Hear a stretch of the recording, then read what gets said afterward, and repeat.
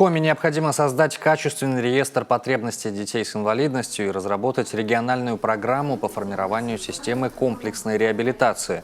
Об этом шла речь на заседании Республиканского семейного совета. На сегодня в Коми проживают 63 223 инвалида, из них 3346 – дети. О проблемах, с которыми приходится сталкиваться, рассказала Маргарита Колпащикова. Абсолютно все родители, воспитывающие особенных детей, как оказалось, испытывают психологический дискомфорт. Больше половины – материальные трудности, беспомощность и незащищенность. А еще усталость, страх, тревогу и отсутствие, увы, каких-либо личных перспектив.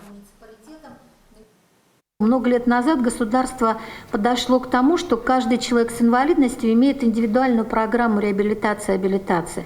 Вот мне кажется, что сегодня каждая такая семья должна иметь свою программу, где должно быть отражено абсолютно все, что это за семья, как она живет, в чем она нуждается. И каким-то образом сделать так, чтобы эти мамы действительно не чувствовали свою вину и не закрыли себя, уже сделав старушками, да, а тоже могли жить нормально, чтобы у них была какая-то передышка. Для инвалидов в республике действует ряд льгот по оплате коммунальных услуг. В городах и районах на протяжении нескольких лет формируется доступная среда. Однако в этом направлении необходимо приложить еще большие усилия.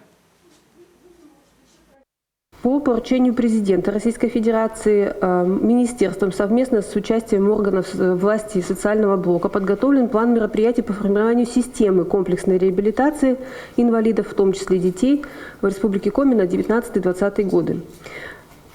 Как видите, поручение выдано на самом высоком уровне, и мы с вами должны подготовиться и, наконец, сформировать именно системную работу.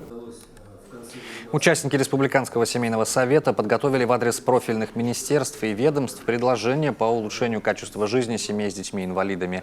Все инициативы включат в план основных мероприятий, проводимых в Коми в рамках десятилетия детства.